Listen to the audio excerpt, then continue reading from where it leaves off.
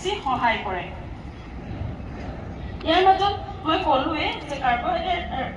rice ৰুটি ragi millets আজি আপোনালোকে যেনেকৈ জানে মিলেটছ বাজৰা ৰাগি কণী ধান বুলি গাঁৱত খুব প্ৰচলিত আমি কণী ধান হিচাপে চিনি পাওঁ একচুৱেলি সেইটোৱে মিলে তাত আচলতে বহু বেছি পৰিমাণে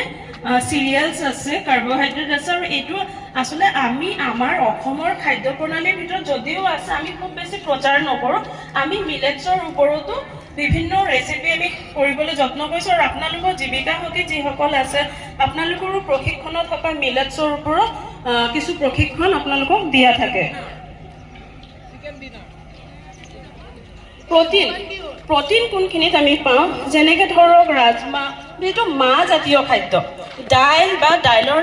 দাইল যিবোৰ বুট দাইল যিকোনো দাইল চানা দাইল হওক ৰহৰ দাইল হওক ৰাজমাহ হওক বুট হওক মটৰ মাহ হওক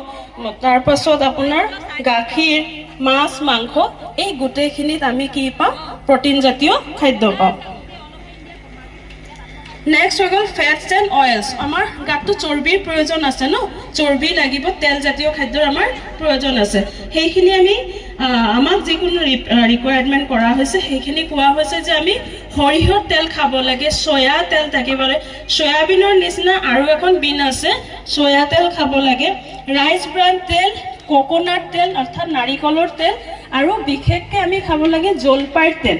যিটো অলিভ অইল বুলি কয় হা আমি সাধাৰণতে আমাৰ যিটো দৈনন্দিন খাদ্য বৈচিত্ৰ্যৰ মাজত আমিতো খোৱা বস্তু ছাৰে প্ৰথমেই ক'লে যে আমি ঘৰত যিখিনি থাকে আমি এইখিনি খাওঁ কিন্তু আচলতে কোনখিনি খাদ্য আমাৰ কাৰণে উপকাৰী কোনখিনি খাদ্য আমাৰ কাৰণে অপকাৰী আৰু সেই বস্তুবোৰ আমি অলপ জানিব লাগে ইয়াত চাব মই দুখনমান পোষ্টাৰ লগাইছোঁ যে